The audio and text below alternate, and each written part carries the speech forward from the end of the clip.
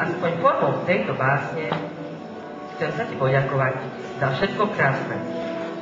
Za to, že si ma s láskou vychovávala, za to, že si sa o mňa starala.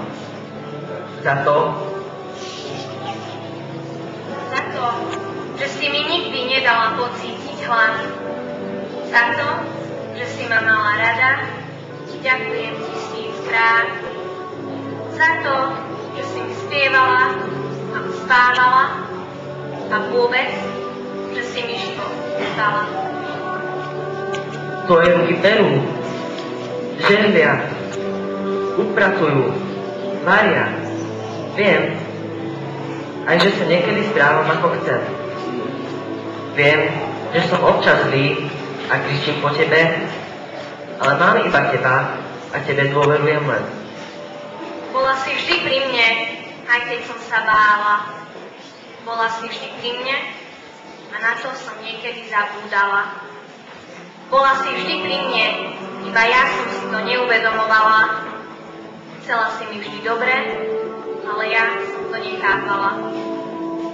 Ďakujem ti, že si mi vždy odpustila, aj keď som sa správala tak, že som si to nezaslúžila. Ďakujem ti za tvoje rady, pochopenie. Ďakujem ti, aj keď som ti občas spôsobovala trápenie. Ani som si neuvedomoval, čo by som robil bez teba. Až teraz viem, že by som bol ako bezdomovec bez teba. Bol by som jednoducho sám a nemal ťa pri sebe.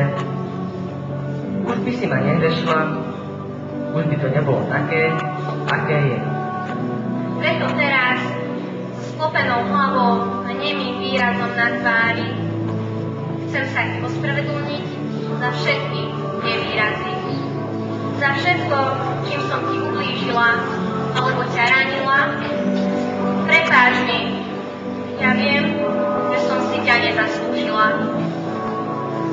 Hovorím ti to práve v túto chvíľu, keď svoj sviatok máš, aby si vedela, že nie si sama a že mňa tu stále máš.